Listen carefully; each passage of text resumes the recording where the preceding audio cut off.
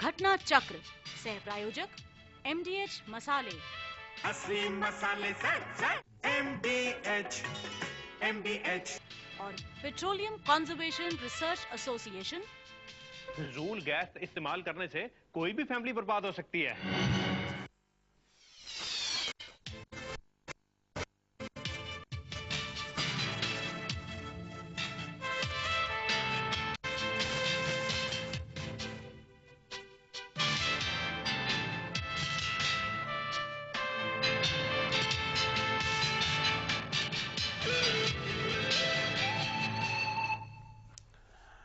घटना चक्र में आप सबका स्वागत है।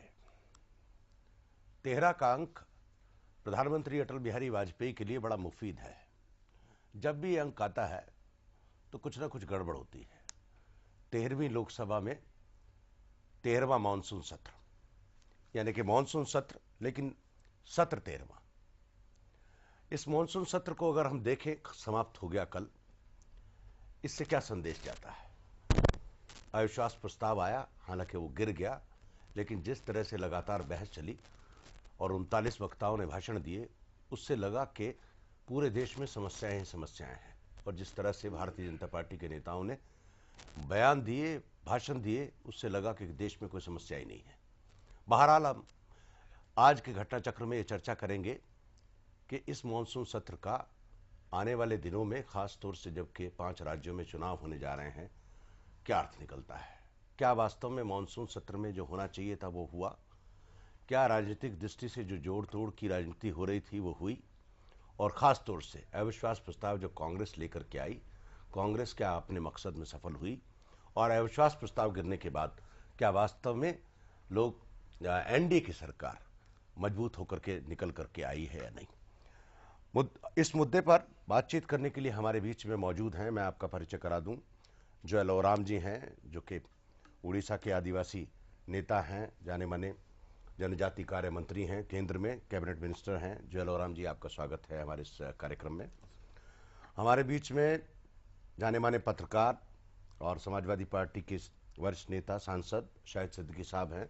शाहिद भाई, आपका स्वागत है हमारे इस कार्यक्रम में।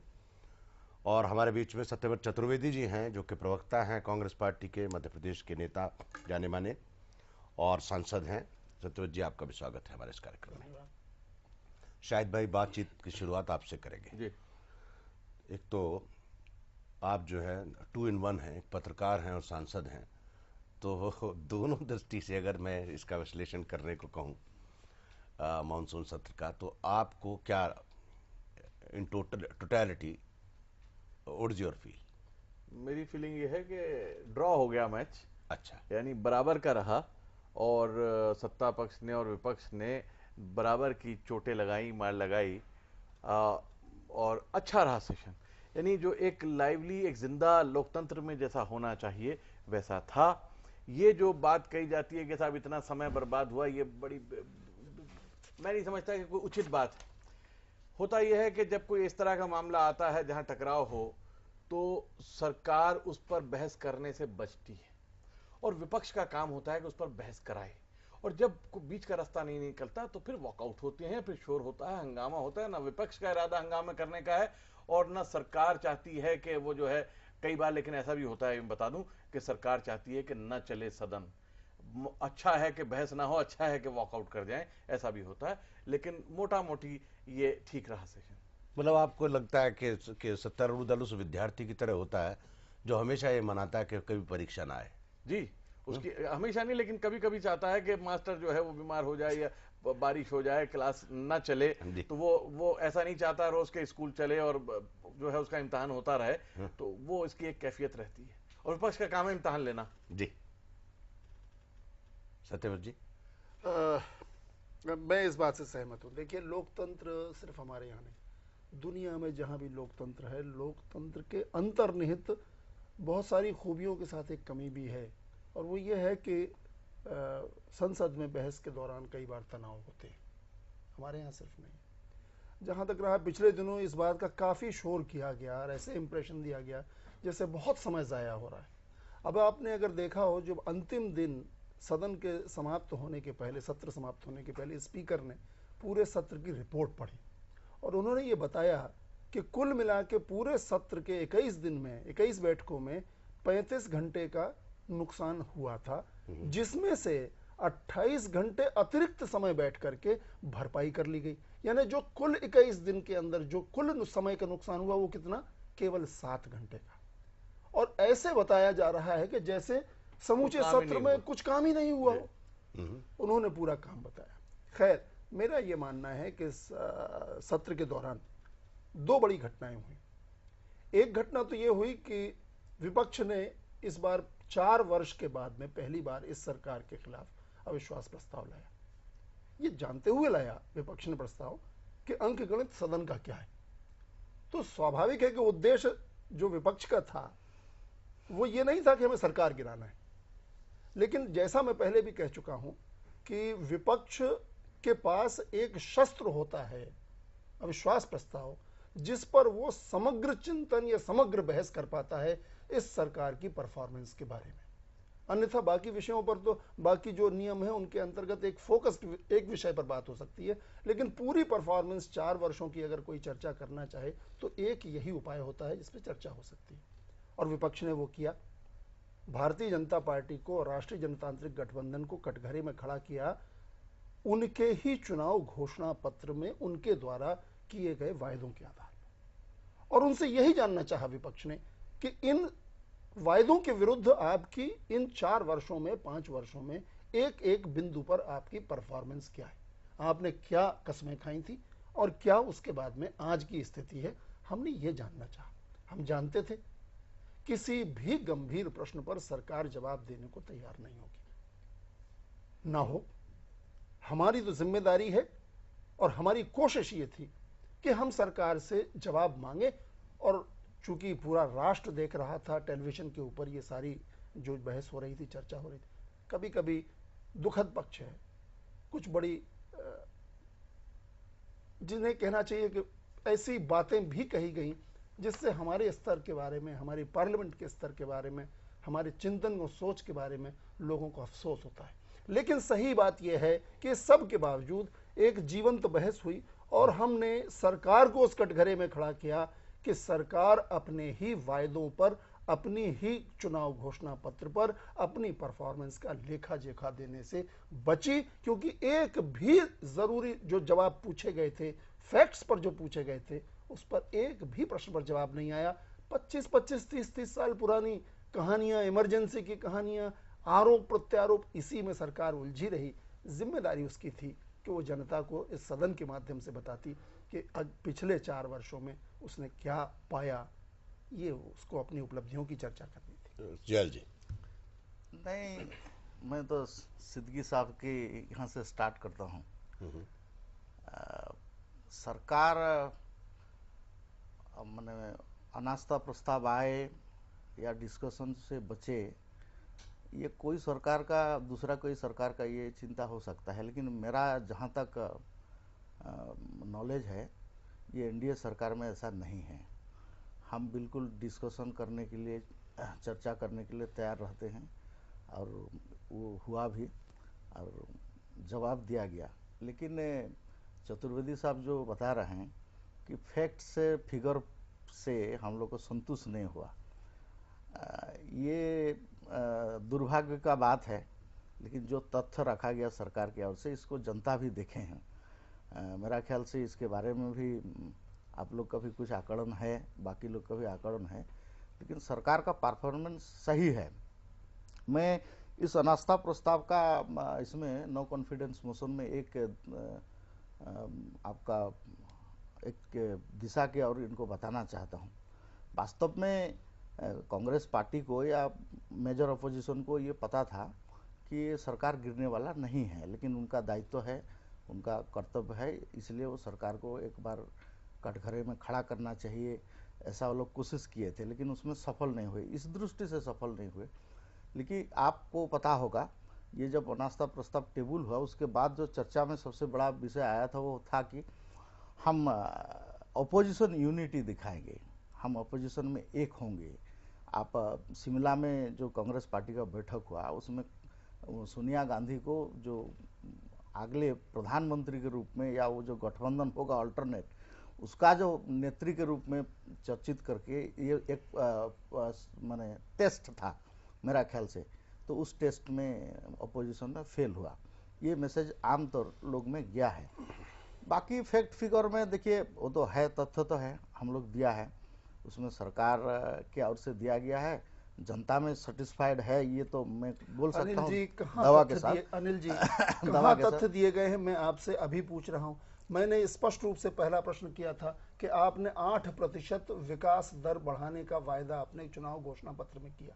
आज आपकी आर्थिक सर्वेक्षण की रिपोर्ट स्वयं बता रही है कि 4.3% के स्तर पर आप नीचे उतर के आए हैं। आर्थिक स्थिति में गिरावट आई है। ये हमारी रिपोर्ट नहीं है, सरकार की छापी हुई आर्थिक सर्वेक्षण की रिपोर्ट है। हमने पूछा था कि 20 लाख मकान प्रतिवर्ष गरीबों को बनाने का आपने वायदा किया था, उसके विरुद्ध 1.5%, 1.5 लाख मकान से भी कम प्रतिवर्ष बन पा रहे हैं। ये हम नहीं कह रहे हैं, हम नहीं कह रहे हैं, आपका आर्थिक सर्वेक्षण कह रहा है। आपने 30% जीडीपी का आपने नेशनल सेविंग घोषित बनाने का आपने वायदा किया था अपने चुनाव घोषणा पत्र में।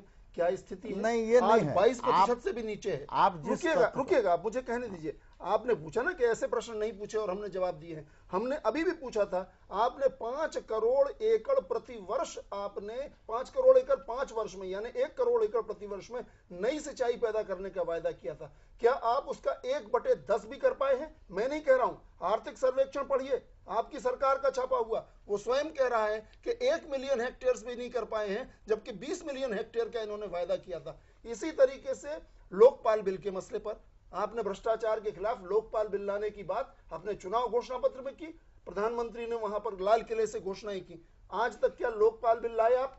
दूसरी बात, आपने महिलाओं को आरक्षण देने की, 33% आरक्षण देने की आपने अपने चुनाव घोषणा पत्र में वायदा किया, उसका क्या हुआ? आज तक आप उस पर कोई चर्चा करने के लिए आए? मैंने अभी बहुत से और मुद्दे हैं जो हमने वहां उठाए, ऐसे महत्वपूर्ण मुद्दे पर कोई चर्चा नहीं, कोई जवाब नहीं आया। चर्चा क्या, हम चर्चा करते हैं सिंचाई की तो ये बातें करेंगे बोफोर्स की। जी चलिए, हम लोग ये होता रहता था। नहीं, आप ऐसे अगर तथ्य को इतना डिटेल में, चलिए अभी बता दीजिए। अभी बता दीजिए नहीं, आप वहां उत्तर दिया गया है, आप कहाँ दिया गया? हमने तो सुना नहीं। उत्तर बिल्कुल उत्तर है। पूरी प्रोसीडिंग 20 घंटे की उठा के देख ले, एक भी उत्तर। अरे 20 घंटे की 20 घंटे सब की उत्तर बहस है। के बाद आप लेकिन सबसे ज्यादा निराश अगर किसी ने किया तो प्रधानमंत्री। ना 20 घंटे की बहस के बाद 20 मिनट से भी कम जवाब, और वो भी ऐसे पूछ रहे थे कि अरे आप अविश्वास प्रस्ताव ले आए, जैसे हम पहली बार अविश्वास प्रस्ताव आया हो। जब ये विपक्ष में थे 40 साल, इन्होंने 24 अविश्वास प्रस्ताव अविश्वास प्रस्ताव के बारे में चतुर्वेदी जी, एक मिनट, हमने 4 वर्ष के बाद एक प्रस्ताव लाया, तो ऐसे आश्चर्यजनक तरीके से पूछा जा रहा था कि जैसे धरती फट गई हो या आसमान गिर रहा हो। एक मिनट। नहीं, आपका जो अनास्था प्रस्ताव था उसमें सबसे अहम बात था, आप अनास्था प्रस्ताव टेबल होने के बाद भी आप उससे कुछ दिन पहले सोमनाथ दादा के यहाँ मीटिंग हुआ था, मतलब डिनर मीटिंग हुआ था, तो उसमें क्या बताया गया था, पब्लिक में क्या होना था? हमको एक तो शंका था कि अनास्था प्रस्ताव आने वाला, शायद ऐसा कुछ मूव होगा ऑपोजिशन से, लेकिन उसमें से सबसे मेन मैसेज क्या था कि हम एकजुट होंगे और इनको एक मात देंगे। हम अविश्वास प्रस्ताव नहीं हुआ। बिल्कुल ठीक बात है, अविश्वास प्रस्ताव में पूरा विपक्ष एकजुट रहा, एक साथ वोट किया है, और ये एक सबसे बड़ी उपलब्धि है। ये मैसेज स्पष्ट रूप से गया है पूरे देश के। बिग फाइट के मूड में है जी। हम लोग चले जरा देखें डाटा के हिसाब से, और उसके बाद ब्रेक पे चलेंगे, ब्रेक के बाद लौट करके आएंगे। Monsoon session in Parliament, 15 bills were introduced in the Lok Sabha and 11 bills introducing to amend the constitution. Besides, supplementary demands for grants for 2003 and 2004 were passed. In the Rajya Sabha, 1 bill was introduced and 15 were passed. Time. House had a total of 21 sittings spread over 113 hours, but lost 35 hours and 36 minutes of its precious time due to adjournments on account of members raising slogans and rushing to the well. Both houses passed the Election and Other Related Laws Amendment Bill on the funding of political party election campaign and the state funding of elections and time allotted on electronic media to parties. 2 constitution amendments, including one to create a national commission for scheduled tribes, were passed. The Repatriation of Prisoners Bill 2003, seeking repatriation of convicted foreign offenders to the countries of their origin and of Indians convicted in other countries, was also passed by the Lok Sabha. The Rajya Sabha passed the Airports Authority of India Amendment Bill for the leasing of airports. Due to various holidays including Independence Day on August 15, the monsoon session that began on July 21st effectively had 21 sittings, but considerable time was taken up by repeated adjournments and disruptions.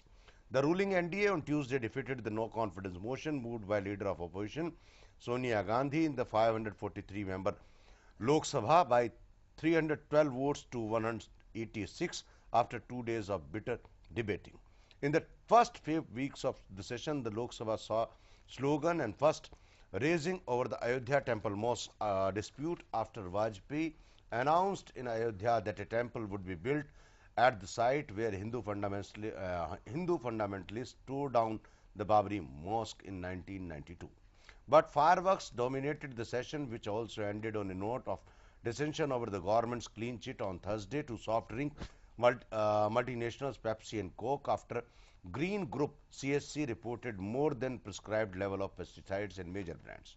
While the Prime Minister intervened in the debate, Gandhi replied to it after 39 members participated in the discussion. The motion was defeated after divisions.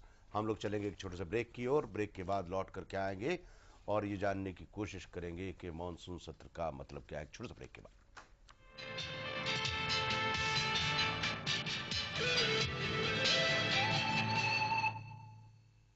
It's time for a renaissance.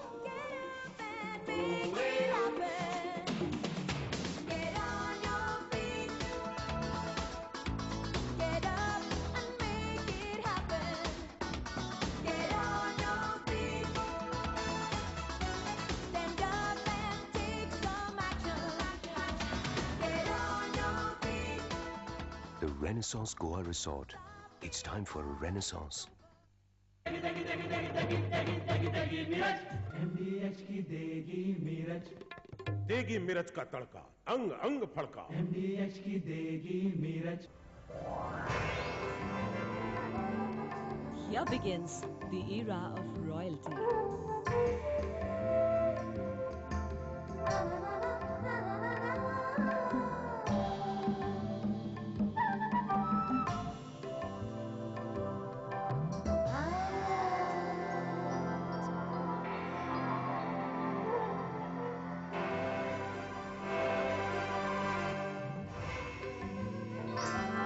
For designer clothing, of course. PP Design Estate from the house of PP Jewelers.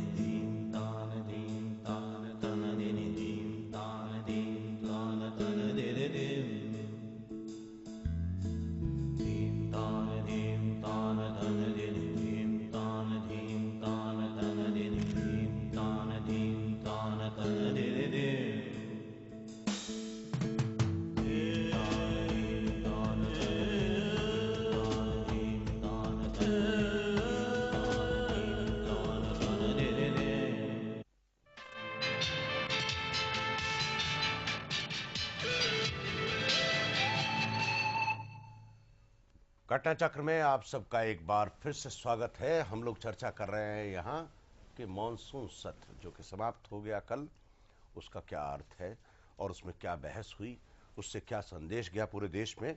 बातचीत में शामिल हैं जयल ओराम जी, शाहिद सिद्दीकी साहब और सत्यव्रत चतुर्वेदी जी। शाहिद भाई, एक बड़ा काम जो कि खासतौर से शीतल पेय को लेकर के उठा, पेप्सी और कोक को लेकर के पूरे देश में गामा हुआ, उसमें जिस तरह से माननीय मंत्री महोदय सुषमा स्वराज ने क्लीन चिट दी है, उससे लगता है आपको कि वो क्लीन चिट वास्तव में ठीक है? क्योंकि जिस तरह की रिपोर्ट सीएससी ने दी और जिस तरह की रिपोर्ट इन्होंने करवाई, उससे कई सवाल खड़े होते हैं। नहीं, इन्होंने कौन सा इसमें नया है इस सरकार के लिए? ये सरकार तो हर जुर्म पे क्लीन चिट देती आई है। अडवाणी जी को क्लीन चिट दे दिया अयोध्या के मामले में, इन्होंने सीबीआई का दुरुपयोग किया, गुजरात के मामले में इन्होंने क्लीन चिट दे दी, पीएसी को इन्होंने खत्म कर दिया, जॉर्ज को इन्होंने क्लीन चिट दे दी, तहलका के मामले में, दूसरे मामलों में। तो अब अगर ये पानी के मामले में भी, कोला के मामले में क्लीन चिट दे दी, कौन सा गजब कर दिया? इसमें आप क्यों इतने परेशान हैं? हम तो ये मान रहे थे, हम समझ रहे थे कि क्लीन चिट मिलेगी, क्योंकि इस वक्त आप ये देख लीजिए कि कैश के मामले में और जो दूसरा फॉरेन इन्वेस्टमेंट का मामला है, उसमें जिस तरह से एक विशेष चैनल को, जो कि विदेशी कंपनी है, मैं यहाँ पे क्योंकि चैनल में बैठा हुआ हूँ, चैनल का नाम नहीं लूंगा, उस व्यक्ति का नाम नहीं लूंगा, कि पूरी दुनिया में जो अपना कब्जा कर लेता है देशों पर, अमेरिका जैसे देश में जाकर वो अपना जो है खेल कर लेता है, तो हिंदुस्तान तो उसके सामने बड़ी मामूली चीज है। उसके सामने जिस तरह घुटने टेके हैं सरकार ने, वो बिल्कुल शर्मनाक था। मैं क्योंकि आईटी कमेटी में हूं, उस कमेटी में पूरा कैश के मामले को डिस्कशन हुआ और एक निर्णय पर पहुंची पूरी कमेटी, निर्णय पर पहुंचा हमारा संसद, निर्णय पर पहुंची हमारी सरकार, और उसके बाद सारे मामले को पलट दिया गया रातों रात। तो उस पर मैं शर्मिंदा था।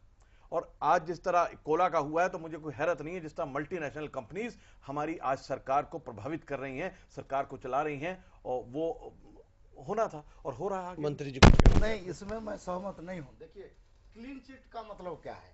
अब जेपीसी बैठा, अब हम तो क्यों बिठाया जेपीसी? अगर ये तो आप देते नहीं चिट, या तो आप क्लीन चिट नहीं देते, आप कहते जेपीसी की रिपोर्ट के बाद कहेंगे क्या है, आपने कैसे कह दिया? एक बात है कि अपोजिशन जो बोलेगा वही सही है, ये माइंडसेट नहीं, हमने ये नहीं कह रहे। आपने जेपीसी क्यों बिठाई? जब मामला सब ठीक है तो जेपीसी क्यों बिठा दिया? ये एनडीए का सरकार जितना पारदर्शिता से और जितना ट्रांसपेरेंट वे में काम कर रहा है, कोई सरकार ऐसा नहीं किया था।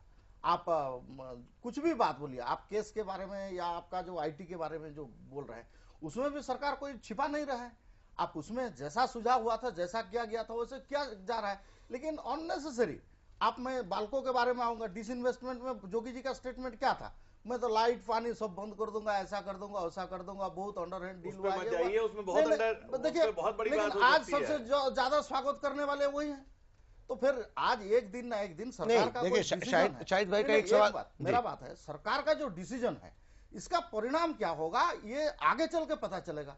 आप उससे पहले कुछ सब करना शुरू करेंगे, आप पहले कुछ भी डिसीजन, सरकार का कुछ भी डिसीजन से पहले आप सब करना शुरू करेंगे, ये ठीक नहीं है। नहीं, शाहिद भाई ये कह रहे हैं कि जब आपने जेपीसी बैठानी थी तो उससे पहले अपनी क्लीन चिट हाउस में देने की जरूरत नहीं थी। ये कहते हैं सीधा सीधा कि साहब हमने ज्वाइंट पार्लियामेंट्री कमेटी, संयुक्त संसदीय समिति बना दी है, और वो जांच करेगी। उसके बाद जो जांच, वो तो आपका, वो भी सुषमा जी की जरूरत क्या है? नहीं, सुषमा जी ने जो बात वहां प्रकट किए हैं, वो भी आप तथ्यों पे आधार पे है, के दबाव में किया गया है, तथ्यों पे आधार पे किए हैं कि ये हम लोग का फिगर है। तो उसमें अगर जेपीसी जाके ये ठीक नहीं है, इसमें से कुछ परिवर्तन होना चाहिए, देश में और कुछ होना चाहिए, तो हो सकता है। लेकिन वो जो तथ्य बताए हैं, वो भी वो इंस्टीट्यूशन है, हमारा देश में कुछ इंस्टीट्यूशन है, मान्यता प्राप्त इंस्टीट्यूशन, उसका रिपोर्ट है, ये रिपोर्ट इसने बता रहा है। तो वो आप मानेंगे ये इंडिया के लिए उतना माने मापक आपका उतना जो परसेंटेज है, ये ठीक है नहीं है, ये तो आगे विचार होगा। तो हम तो वहां छिपाया नहीं है, जो तथ्य है वो सुषमा जी तो स्वयं उसको एनालिसिस करके अपना जो इंस्टीट्यूशन है उसका बताए। तो इसलिए हम छिपाया कहाँ, हम उसमें तोड़ मोड़ कर रहे हैं क्या? अब डिमांड जेपीसी का डिमांड नहीं, उससे बड़ा पर्दा डाल दिया, जैसा पर्दा पहले था उससे भी बड़ा एक पर्दा उस पर डाल दिया। जी शत्रुघ्न जी, देखिए, इस मसले पर और जितने भी विवादास्पद मसले हैं, सरकार के कामकाज पर अभी टिप्पणी आपने की, मैं ज्यादा नहीं कहना चाहता, सिर्फ दो बातें। देश में एक विवाद उठा था और ये विवाद कोई सहज नहीं था, क्योंकि पूरे देश के लोगों के स्वास्थ्य से संबंधित मामला था। सरकार को इसको कैजुअली नहीं, गंभीरता से लेने की जरूरत थी, और हम अपेक्षा ये करते थे कि सरकार इन सारे सैंपल्स की पहले पूरी जांच कराएगी, विश्वसनीय तरीके से ये विभिन्न एजेंसीज के माध्यम से जांच होगी, और फिर इस बात की पूरी संतुष्टि के बाद कि ये जो कोल्ड ड्रिंक्स बेचे जा रहे हैं वो स्वास्थ्य के लिए हानिकारक नहीं है, ये करने के बाद सरकार फिर सारी चीजों को, तथ्यों को लाएगी। हुआ क्या, सीएसई ने ये क्लेम किया कि इसमें हाई लेवल ऑफ कंटेमिनेशन है, इसमें बहुत ज्यादा मिलावट है, और खास तौर से पेस्टिसाइड्स की मिलावट, जहरीले पदार्थ। ऐसी स्थिति में इन्होंने उनके कुछ सैंपल्स इकट्ठे करके भेज दिए बेंगलोर में एक लेबोरेटरी में, CFTR में। अब आप जानते हैं मंत्री जी कि ये CFTR कौन है, किसकी है? आपको मालूम है? देखिए, नहीं मालूम किसकी है ये जरा सुन लीजिए। किसकी है ये आपको नहीं मालूम है? ये एक निजी संस्थान है। अब निजी संस्थान से आपने एक जांच कराई है, आप उसके बारे में जितनी प्रशंसा करना चाहें, उसकी विश्वसनीयता के जितने ढोल पीटना चाहें पीटे, लेकिन क्या आज इस देश के अंदर बहुराष्ट्रीय कंपनियों के जो कामकाज का तौर तरीका है क्या उसके बारे में अब कोई संदेह है किसी को? उनके लिए एक निजी प्रयोगशाला में को प्रभावित करने के लिए संसाधनों की कोई कमी है? और वो भी तब जब हिंदुस्तान जैसे बड़े 100 करोड़ के जनसंख्या वाले देश में उनको मार्केट की जरूरत हो, और जहां उनका मार्केट एकदम से ठप हो गया हो, वहां वो कौन सा प्रयास अछूता कर छोड़ेंगे? हमारा ये कहना था कि इस सारे मामले पे जल्दबाजी करने की कोई जरूरत क्या थी? पहले पूरी चीज को संतुष्ट कर लेते। जरूरी होता हम वैज्ञानिक, जो विदेशों में वैज्ञानिक हैं, हम चांद पर हम रॉकेट भेजने की बात तो कर रहे हैं, और हम अपने पास वैज्ञानिकों का इतना बड़ा भंडार है, और हम कुछ कोल्ड ड्रिंक्स में कंटेमिनेशन का लेवल कितना है ये सुनिश्चित करने के लिए आज भी हम यहां वहां हाथ पांव मार रहे हैं। हमारा कहना था कि इसके पहले विश्वसनीय जांच होती और फिर उसके बाद सदन को विश्वास में लिया जाता, फिर इसके बाद कोई भी इस पर निर्णय आता, लेकिन ऐसा नहीं हुआ। चुपचाप पीछे एक व्यूअर आपसे, एक दर्शक है, आपसे बात करना चाहते हैं, देखते हैं क्या सवाल है। Hello hello hello. हाँ नमस्कार। नमस्कार। आप अपना नाम बताएंगे? गौतम बोल रहा हूँ। कौन बोल रहे हैं? गौतम बोल रहा हूँ। हाँ बताएं, क्या सवाल है? सवाल ये है कि मैं सतु जी से बात कहना चाहता हूँ कि जैसे इनकी कांग्रेस पार्टी है, मानसून सत्र अपना जो इन पक्ष रखा और आउट ऑफ ज्यादा वो करी, तो पार्टी जो इनके विकास मुद्दे हैं, किस तरह पार्टी इनकी सामने आएगी? मतलब किस तरह जो चुनाव हो रहे हैं उसमें किस तरह इन्होंने अपने आप को एक तैयार किया है चुनाव के माध्यम से? जैसे हमारे यहाँ से जो एमएलए हैं, विधायक हैं, हालांकि इनकी छवि इतनी नहीं बन पा रही है क्योंकि हमारे यहाँ जो मुद्दे उठ रहे हैं जैसे कांग्रेस के हैं, तो उस तरफ से उनकी छवि नहीं बन पा रही है। तो इस तरह से जो इनके क्या मुद्दे रहेंगे और किस तरह से ही आएंगे? देखिए, हम लोग अभी मानसून सत्र में बात कर रहे हैं, सत्यव्रत जी हालांकि जवाब दे सकते हैं, पर मानसून सत्र का विश्लेषण कर रहे हैं। मुझे नहीं मालूम, शायद ये दिल्ली के संबंध में बात कर रहे हैं या समूचे प्रदेश के देश के संबंध में, ये पूरे देश के संबंध में शायद बात कर रहे हैं। नहीं, मुझे लगा कि वो शायद दिल्ली के संबंध में बात कर रहे हैं।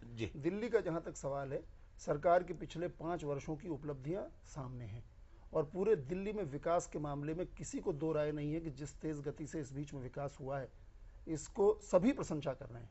कमियां फिर भी होंगी, कुछ ना कुछ जरूर होंगी। आज भी मैं देखता हूं झुग्गी बस्तियां हैं, छोटी छोटी बस्ती, गरीब बस्तियां हैं, वहां भी बहुत कुछ काम करने को जरूरी है। पानी की समस्या को पूरा तरह से देखना जरूरी है, सैनिटेशन की सुविधा, ये बहुत सारी कमियां होंगी। लेकिन सवाल एक है कि कुल मिलाकर के आज 5 वर्ष की कांग्रेस सरकार का दिल्ली का ये सामान्य लोगों की धारणा है कि इस सरकार ने गंभीरता के साथ बिना गिमिक्स प्ले किए हुए इसने काम किया है और विकास के बड़ी बड़ी परियोजनाओं विषय बदल रहा है। जी मंत्री। नहीं, मैं चतुर्वेदी जी का अभी बात पे आता हूं, जो आपका सॉफ्ट ड्रिंक के बारे में। आप पहले कांग्रेस पार्टी का बहुत सारे समय में क्या डिमांड होता था? जेपीसी क्या हो जाए, दूध का दूध, पानी का पानी साफ हो जाएगा। आप अगर एक लेबोरेटरी में आप पता नहीं, उसका विश्वास नहीं आ रहा है, आप जेपीसी कोई मना है क्या?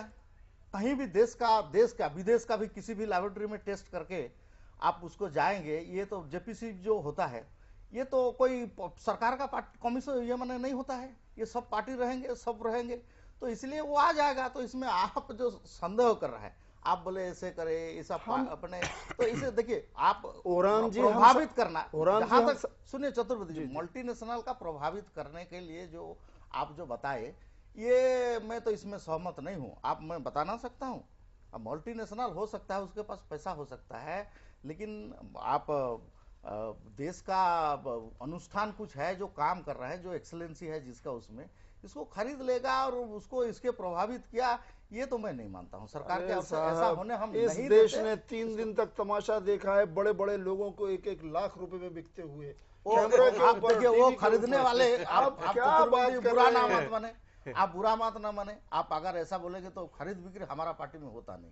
मैं बोलता हूँ अध्यक्ष, आपका पार्टी का अध्यक्ष बिकता है, वो आप वो भी आ रहा है, वो भी आ रहा है, अभी उसके बारे में भी आप आ रहा है, लेकिन हमारा पार्टी में खरीद बिक्री ऐसा होता नहीं है। ऐसा हम लोग राजनीति आज तक किया नहीं है। अटल जी का जो मान्यता है, आज उसमें कोई शक उठा सकता है, ऐसा मेरे को चलिए हम लोग चलेंगे एक छोटे से ब्रेक की, और ब्रेक के बाद हम लोग जानने की कोशिश करेंगे कि वास्तव में क्या ये मानसून सत्र आने वाले विधानसभा चुनाव में जो मुद्दे उठने चाहिए थे उनको उठाने में सफल रहा है या नहीं। लेकिन उससे पहले हम देखते हैं highlights of the monsoon session. 4 मुद्दे बड़ी प्रखरता से उठे इस मानसून सत्र में। देखें, highlight of the monsoon session was a no confidence motion moved by the opposition against the government and a two-day debate on it on August 18, 19th, and that lasted 21 hours and 7 minutes. The House also held debates on construction of the Taj Heritage Corridor, sharing of interstate river waters between Andhra Pradesh and Karnataka, working of investigating agencies, particularly the Central Bureau of Investigation and Atrocities on Dalits. The Lok Sabha also witnessed turmoil over the opposition allegations that the CBI had diluted charges against Advani and other accused in the Babri Masjid demolition case. Another case to discuss was that of pesticides residue in soft drinks, on which a joint parliamentary committee of both houses was constituted to examine the matter. छोटे से break के बाद लौट करके आएंगे और बातचीत के अंतिम सत्र में जानने की कोशिश करेंगे कि इस मानसून सत्र से क्या संदेश 5 विधानसभा चुनाव क्षेत्रों के लिए, राज्यों के लिए गया है। छोटे से ब्रेक के बाद।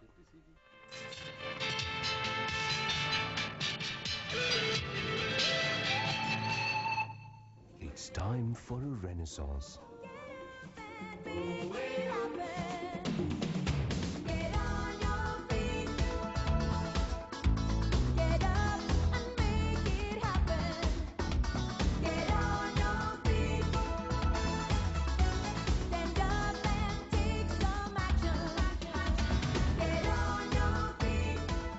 The Renaissance Goa Resort. It's time for a renaissance.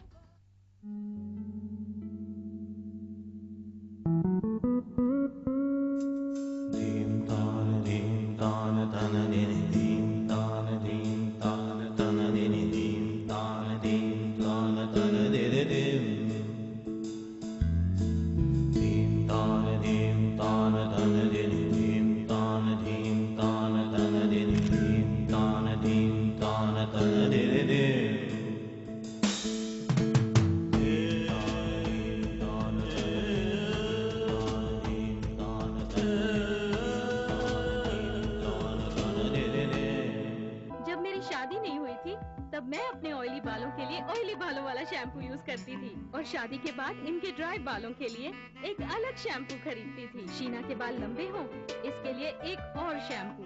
तंग आ गई थी हर बार के अलग अलग शैम्पू से। फिर मैंने पाया सिम्को एक्स्ट्रा केयर हर्बल शैम्पू। इसमें है आंवला, रीठा और शिकाकाई का उचित मिश्रण जो देता है आपके बालों को संपूर्ण सुरक्षा और भरपूर पोषण। Simco extra care herbal shampoo, extra herbs, extra results. मैं हूँ पेट्रो अंकल। मैं ही ऊर्जा और मैं जिंगल। करते हम बूंद बूंद की बात, चलते लेकर सबको साथ। दुनिया है हमारी दीवानी। रेडियो पर सुनो हमारी कहानी। कैसी कहानी? सुनो अबूद। ऊर्जा के जो भी है सहारे, हमको है प्राणों से प्यारे। यही तो है बूंद बूंद की बात। 37 रेडियो स्टेशनों पर 5 भाषाओं में प्रसारित पीसीआरए का संरक्षण अभियान। सुनते सुनते जीतो इनाम। बूंद बूंद की बात।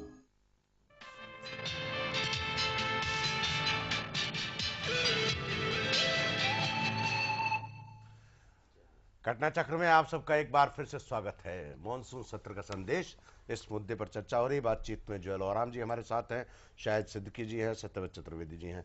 ज्वेल और राम जी, एक मुद्दे के लिए तो आप सब, मेरा ख्याल है हमारे माननीय अतिथि भी सहमत होंगे। लक्षद्वीप के मामले को लेकर के जो ट्राइबल अमेंडमेंट बिल आया है, जिसमें सबको, वहाँ की पूरी जनसंख्या को आदिवासी घोषित कर दिया है ये अमेंडमेंट बिल, आप बताएं जरा इसके। नहीं, इसमें ये पास नहीं हुआ, ये राज्यसभा में इंट्रोड्यूस हुआ था जी, लेकिन इसमें कांग्रेस पार्टी की ओर से और खास करके वहाँ के जो सांसद हैं माननीय हमारे डिप्टी स्पीकर, उनका कुछ थोड़ा मत अलग है। वहाँ आपको थोड़ा शॉर्ट में बता दूं, लक्षद्वीप में irrespective of caste, creed and religion सबको ट्राइबल घोषित किया गया है, इसलिए कि वो जोग्राफिकली आइसोलेटेड एरिया है। बिकॉज ऑफ आइसोलेशन उनको ट्राइबल मिलेगा। उनका एक स्थिति है कि इसके कारण उसमें जो रूल में लिखा गया है कि वो वहाँ जन्म होना चाहिए, तो कोई मेडिकली जो बाहर में जन्म होते हैं उनको अधिकारी नहीं मानते हैं कि ये यहाँ का पैदाइश है। तो इसके लिए एक छोटा सा हम लोग अमेंडमेंट लाना चाहते हैं, लेकिन उसमें कुछ और उनका रिजर्वेशन है, इसलिए अभी रुक गया है। लेकिन उसके बदले में ट्राइबल के लिए 2 अच्छा बिल पास हुआ है। एक तो ट्राइबल कमीशन नया बनने के लिए राज्यसभा लोकसभा दोनों में से पास हो गया है ये 17 में। ये भी एक क्रांतिकारी या ऐतिहासिक है और इसमें मैं तो धन्यवाद देना चाहता हूँ चतुर्वेदी जी को और सिद्दीकी साहब को। इसमें पार्टी यूनानिमसली दोनों हाउस में कॉन्स्टिट्यूशनल अमेंडमेंट इसको पास किया, बोडोलैंड का भी इसमें पास हुआ है। तो इसलिए ये तो विवादास्पद विषय नहीं है। हाँ, इसमें तो सभी लोग ये ट्राइबल का मेरा विषय वहाँ के लोगों को ज्यादा से ज्यादा लाभ मिले। अब रहा सवाल कि वो आइसोलेटेड इलाका है इसलिए, मगर लक्षद्वीप में जो ये पीएच है ना, नहीं अब देखिए अब बस यही दिक्कत आ जाती है, पूरी जानकारी हुए बिना कुछ नहीं कहना चाहिए। चूंकि लक्षद्वीप आइसोलेटेड है मेन लैंड से, इसलिए वहां सबको आदिवासी घोषित कर दिया जाए। अगर ये क्राइटेरिया है तो फिर अंडमान निकोबार आइलैंड्स तो ये तो मैं कहने जा रहा था कि तो अंडमान निकोबार को भी होना चाहिए, को सबको उनको भी आप कर दीजिए घोषित। देखिए ना, अब दो तरह के तो नहीं स्टैंडर्ड फॉलो किए जा सकते, इसलिए सही ये है कि इसके पीछे केवल इतना ही कारण नहीं है, इसके अलावा वहाँ की आर्थिक, वहाँ की पृष्ठभूमि, वहाँ के लोगों की जीवन शैली, इन तमाम चीजों को, कई फैक्टर्स को हाथ में पहले समझा गया है और फिर उसमें मैं समझता हूं कोई विवाद का विषय नहीं है। एक बात और मैं आपकी जानकारी के लिए बता दूं कि जापान का जो सरकार है, जापानी सरकार और जापानी जो बिजनेसमैन है, वो दोनों आइलैंड्स को डेवलप करने के लिए मेजर इन्वेस्टमेंट्स वहां लगा रहे हैं अभी, लक्षद्वीप और अंडमान निकोबार में। तो अगर ये बिल आएगा तो उसके बिल का इम्पैक्ट अभी हमने स्टडी नहीं किया, वो फिर कभी बहस करेंगे, लेकिन शायद by let's come to the crux. चुनाव 5 राज्यों में हो रहे हैं। आपको लग रहा है इस मॉनसून सत्र ने जो मकसद था 5 राज्यों के लिए और आने वाले देश में आम चुनाव के लिए, 14वीं लोकसभा के चुनाव के लिए जो मुद्दे उभरने चाहिए थे, क्या वो मुद्दे उभारने में सक्षम रहा ये सत्र? मुझे लगता है कि मुद्दों से ज्यादा कांग्रेस का जो मकसद था वो ये दिखाना था कि सोनिया गांधी, कांग्रेस की बात नहीं कर रहा मैं आपसे, नहीं, देखिए आप कांग्रेस के बिहाफ पे मत बोलिए, मैं इसलिए बोल रहा हूँ, मैं समूचे विपक्ष की बात कर रहा हूँ। मैं जो इसमें समझता हूँ कि जब कांग्रेस ने इस नो कॉन्फिडेंस वोट को उठाया तो उनकी एक ये भी मान्यता थी कि सोनिया गांधी जी में कॉन्फिडेंस शो करना एक लीडर की हैसियत से, यानी कि ये नो कॉन्फिडेंस वोट था लेकिन सेल्फ कॉन्फिडेंस वोट था सोनिया जी के लिए। तो सोनिया जी को दिखाना कि एक सेल्फ कॉन्फिडेंट लीडर है, उसमें वो कामयाब हुई और वो वहां ये दिखाने में कामयाब हुई कि मैं एक अच्छी अपोजिशन लीडर बनकर उभरी हूं और कल को नेतृत्व भी कर सकती हूं। नहीं, पर भाषण तो अच्छा किया सोनिया जी ने। मैं एक समाजवादी नेता की हैसियत से नहीं, बल्कि मैं आम नागरिक और एक पत्रकार की हैसियत से कह रहा हूं कि जो उनके बारे में एक तस्वीर थी कि शायद वो सामना न कर पाए, उस तस्वीर को वो खंडित किया उन्होंने, कम करने में कामयाब हुई हैं और जिसके नतीजे में उसका प्रभाव पड़ेगा स्टेट इलेक्शंस पर भी, लोकसभा चुनाव पर भी, क्योंकि आहिस्ता आहिस्ता अनफॉर्चुनेटली ये जो टकराव है ये सोनिया वर्सेस वाजपेयी टकराव बन रहा है, जो मैं समझता हूं बड़ा अनफॉर्चुनेट है। उसका नुकसान विपक्ष को ज्यादा होगा, भाजपा को उसका फायदा होगा, लेकिन उसमें कम से कम वो ये दिखा पाई हैं कि वो अपने अंदर ताकत रखती हैं एक राजनीतिक टकराव लेने की। बाकी तो इश्यूज और मुद्दे जो हैं वो कोई जिस तरह से उभरने चाहिए थे, जिस तरह आर्थिक मुद्दों पर कटघरे में खड़ा करना चाहिए था, उसमें कोई बहुत ज्यादा चतुर्वेदी जी का जो भाषण था वो विशुद्ध रूप से आर्थिक मुद्दे पे था। बहरहाल डाइवर्ट करने में कामयाब हो गई सरकार उसको। एक आपको तो मैं अंतिम में बोलने ही दूंगा, उसको अनफॉर्चुनेटली उसको बना दिया गया, इमरजेंसी को ले आए, सोनिया जी की पर्सनल उसको ले आए, उसको डाइवर्ट बहुत किया गया। सत्यव्रत जी, जवाब नहीं दिया गया किसी बात का। देखिए, ये जो सत्र है इसमें कोई शक नहीं है, इसने बिसात तो बिछा दी है और हम उसे स्वीकार करें ना करें, कोई करे ना करे, बचे, ये एक अलग बात है। पर 2 चीजें बहुत साफ तौर पे सामने आ गई हैं। एक कि ये जो केंद्र में राष्ट्रीय जनतांत्रिक गठबंधन की और भारतीय जनता पार्टी की मिली हुई सरकार है, ये सरकार उन जिम्मेदारियों को पूरा करने में असफल रही है जिनको लेकर के ये पिछले चुनाव में जनता के सामने गई थी। एक ये नकारात्मक पक्ष है, इस अकेले से बात नहीं बनती।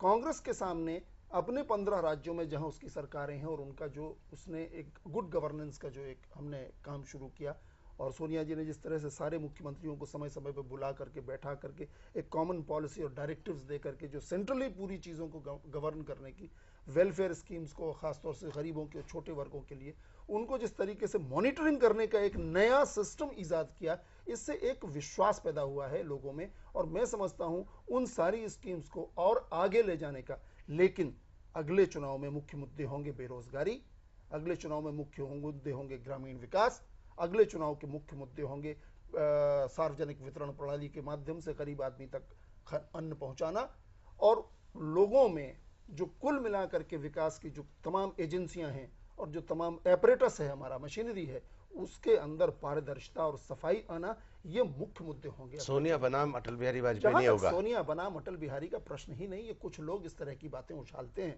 लेकिन इस मॉनसून सत्र में मुझे ये बताइए, नहीं सत्यव्रत जी 186 वोट आपको मिले जी, subject to correction according to speaker, ठीक, 212 वोट का आंकड़ा आपका बैठता था, बाकी वोट कहां गए आपके? उसमें से कोई 12 या 13 वोटों की कमी हुई है। हाँ। और वो 12-13 वोट कम क्यों हुए हैं, इसको कोई और तरीके से ना देखा जाए। हाँ। 3 लोग हमारे ही पार्टी के हैं जो आज हॉस्पिटल में गंभीर रूप से बीमार भर्ती हैं। हाँ। उनको वहां ला पाना संभव नहीं था। 2-3 लोग ऐसे हैं जो अन्य पार्टियों में, जैसे हमारी जो सहयोगी दल है कम्युनिस्ट पार्टी में से, वो लोग विदेश में हैं, वो नहीं समय पर पहुंच पाए।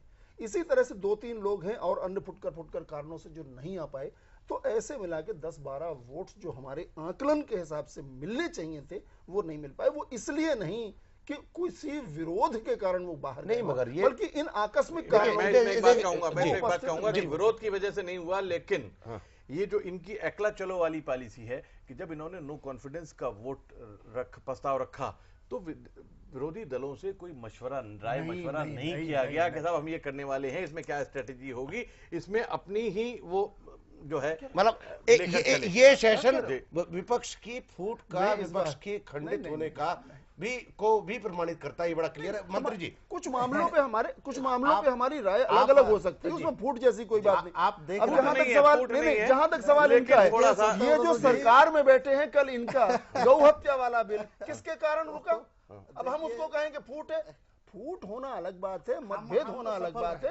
कुछ मामलों पे हमारी राय अलग हो सकती है कुछ इश्यूज पर, लेकिन कुल मिलाकर के लार्जर इंटरेस्ट में, हम पूरी देश के राजनीतिक परिदृश्य में, हम समूचा विपक्ष एक साथ मिलकर के सारे जो सिर्फ लोकसभा न्यूनतम कार्यक्रम है वो वर्कआउट करेंगे साथ मिलकर। मंत्री जी बताएं, आप देखिए, मैं बड़े पर्टिनेंट सवाल बताइए। लोकसभा सत्र के अवसान पर क्या ये सत्र आपके हिसाब से एनडीए के एजेंडे और बीजेपी के एजेंडे के हिसाब से जो कहना चाहते थे वो संदेश प्रसारित हुआ नहीं हुआ? बिल्कुल गया, बहुत अच्छी तरह गया। एवं मैं तो बोलूंगा ये एकदम बिल्कुल एक सफल सत्र था एनडीए के लिए। तो बहुत महत्वपूर्ण 5 स्टेट का चुनाव का माने जब सामने है, कांग्रेस ये आके इसको काउंटर प्रोडक्टिव अपने आप को पंगा लिया, ऐसा भी मतलब भाषा मेरे को पता नहीं, ये माफ कीजिए, मैं भाषा में थोड़ा कम हूँ हिंदी का, लेकिन ये अपने आप को ये ऑड में डाला है, ऐसा मेरे को मानता हूँ। और हमारा लक्ष्य जो था, हमको विकास एक मुद्दा हो, इसके बारे में चर्चा करके लोगों के सामने हम लोग क्या कर पाए हैं, इसको हम लोग दिखा पाए हैं। तो इसलिए आगामी जो चुनाव होगा इसका परिणाम अच्छा होगा और इसमें अच्छा रहेगा। सरकार इसमें स्ट्रांग हुआ है, बलिष्ठ हुआ है। अटल बिहारी वाजपेयी और सोनिया जी का कंपेयर आप नहीं करना चाहते हैं, ये बोलते हैं, लेकिन इसको लोग नहीं मानते हैं, इसको लोग कंपेयर करते हैं। परिवारवाद, सोनिया गांधी जी, एक परिवार के ऊपर में कांग्रेस पार्टी आश्रित होना, ये बात को पूरा टोटल लोग इसको देख रहे हैं, चर्चा कर रहे हैं। आप माने चाहे नहीं माने, इनके पास सिवा वो घिसे पिटे मुद्दों के अलावा कोई नई बात और अपनी उपलब्धि बताने को है नहीं। परिवारवाद, अब इनकी अपनी पार्टी में इनके नेताओं के कितने लोग साथ सांसद और विधायक हैं, वहां परिवारवाद इनको कहीं दिखाई नहीं देता। सोनिया गांधी अगर एक ऐसे प्रतिष्ठित परिवार से हैं जिसका एक इतिहास है, तो हमें गर्व है इस बात पर, और हम उस गर्व से आज अपने नेता को आगे रख करके हम लड़ाई लड़ेंगे। रहा सवाल ये जो उपलब्धियां बताते हैं, अब इन उपलब्धियों के बारे में मैं एक ही बात कहूंगा, वो क्वीन मैरी है ना, फ्रांस की थी, जब वहां अकाल आया तो लोग गए कि साहब रोटी नहीं हमारे पास खाने को, तो कहा कि अरे रोटी नहीं है तो केक खाओ जी।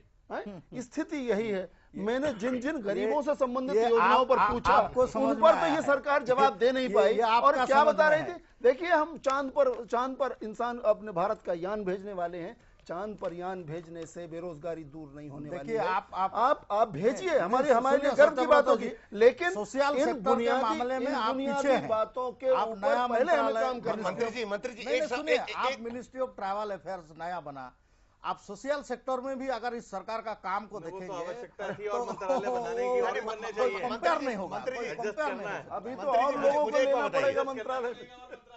एक सवाल का जवाब दे दीजिए। आपको 321 वोट मिलने चाहिए थे जी। आपको सिर्फ 312 वोट मिले। हाँ। 9 वोट कहाँ गायब हो गए आपके? वो तो हम लोग हिसाब ढूंढ रहे हैं, लेकिन उसमें हम लोग का कोई चिंता नहीं है, हम लोग बहुत ज्यादा है। जी चलिए, बहुत बहुत शुक्रिया आपका जयल जी, शाहिद भाई आपका भी, और सत्यव्रत जी आपका भी बहुत बहुत धन्यवाद। शुक्रिया। निश्चित रूप से मानसून सत्र का संदेश गया है और आने वाले दिनों में 5 राज्यों के नतीजे जो चुनाव होंगे उसके नतीजे आने के बाद ही पता चलेगा कि किस मतदाता ने किस संदेश को सबसे ज्यादा ग्रहण किया। हम सोमवार को मिलेंगे नए विषय के साथ, नए मेहमानों के साथ। तब तक के लिए धन्यवाद, नमस्कार, खुदा हाफिज।